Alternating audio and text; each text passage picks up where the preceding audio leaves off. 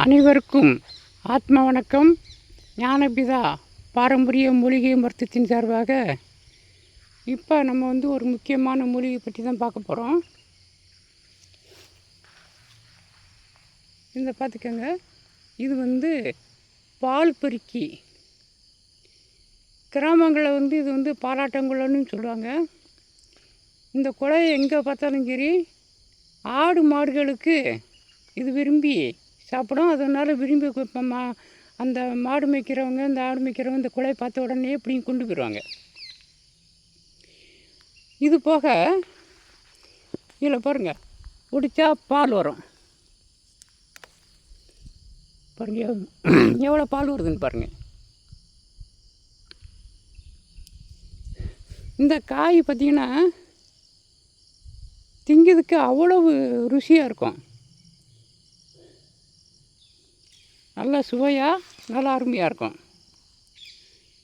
இந்த இலையை ஒரு கைப்பிடி அளவுக்கு நம்ம மென்று சாப்பிட்டோம் அப்படின்னா 2-3 தடவை வெளியே பிரியாக போகும். அதாவது மலச்சக்கல் திந்து கொஞ்சம் பிரியாக போகும். அதே இதை நம்ம நல்லா போகணும் அப்படின்னா இந்த இலையை இடித்து நல்லா சாறு எடுத்து அதை நம்ம விளக்கெண்ணெய், ஆமணக்கெண்ணெய்னு சொல்லுவாங்க. அதுலேயும் சித்தாமணக்கெண்ணெய் ரொம்ப சிறந்தது. பேதிக்கு பெரும்பாலும் பார்த்திங்கன்னா சித்தாமணக்கெண்ணெய் தான் நிறையா பயன்படுத்தணும்.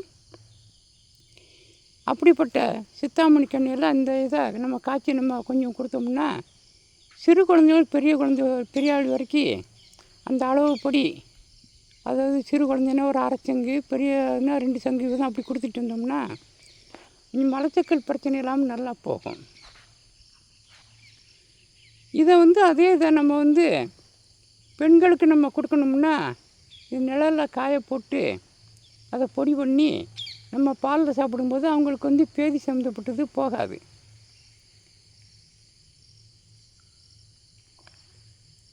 இதே இருக்குப்பாங்க, பக்கத்தில் இருப்பாங்க. இது இதுக்கும் பாலாட்டங்குளம்னு சொல்லுவாங்க.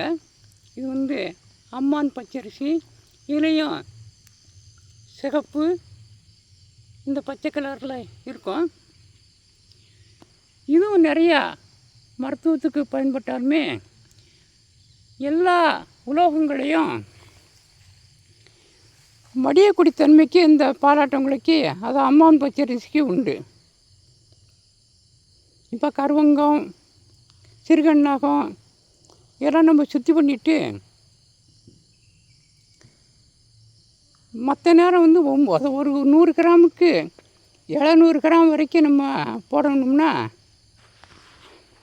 இந்த அம்மான் பச்சரிசி சீக்கிரத்தில் 1/2 மணி நேரத்தில் 1 மணி நேரத்துலேயே மடிச்சிடும். அப்படிப்பட்ட தன்மை உள்ளது இந்த அம்மான் பச்சரிசி. இந்த அம்மான் பச்சரிசியில் சிவப்பு கலரில் இருக்கிறது பெண், இது ஆணினம். இதையும் நம்ம குழந்தை இல்லாதவங்களுக்கு, அதாவது இந்த குழந்தைக்கு பால் இல்லாதவங்களுக்கு இது நம்ம எவ்வளோ சாப்பிட்டாலும் ஒன்றும் செய்யாது, பேதி போகாது. இது பச்சையாகவே பாலில் அரைச்சி நம்ம கொடுத்தோம்னா குழந்தைக்கு நல்லா பால் வரும். அது மாதிரி நல்லா எதிர் சக்தி அதிகமாக இருக்கிறதுனால எதிர் சக்தியும் நல்லா கிடைக்கும். சிகப்பு கலர் உள்ளது ஆண்கள் சாப்பிடும்போது ஆண்களுக்கு விந்தணுக்கள் அதிகமாக உற்பத்தியாகி ஆண்மை சக்தி அதிகரிக்கும்.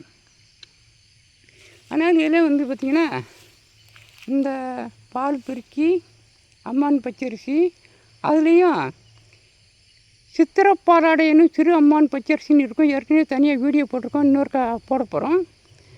அதுலேயும் சிகப்பு, வெள்ளை அப்படின்னு இருக்குது. அந்த சிகப்பு செம்பு சத்து அதிகமாக உள்ளது. அது ஆண்களுக்கு அதிகமான சக்தியை கொடுக்கக்கூடியது. அதில் நிறையா மருத்துவமெல்லாம் இருக்குது. நம்ம ஒவ்வொரு வீடியோவாக நம்ம பார்த்துக்கிட்டு இருக்கும்போது பார்ப்போம். உங்களுக்கு ஒவ்வொரு வீடியோவும் நம்ம தெளிவாக போட்டுக்கிட்டு இருக்கோம். இதில் உள்ள சந்தேகங்களை கேட்கணும்னா நீங்கள் நம்மளுடைய மாதாந்திர வகுப்புக்கு நீங்கள் கேட்டுக்கோங்க. அப்படின்னா நிறையா உங்களோட நீங்கள் யார் சந்தேகம் கேட்குங்களோ அதோட மற்றவங்களும் சேர்த்து தெரிஞ்சுக்கிடுவாங்க. நம்மளோட வீடியோ தொடர்ந்து பார்த்துக்கிட்டே வாங்க. நன்றி, வணக்கம்.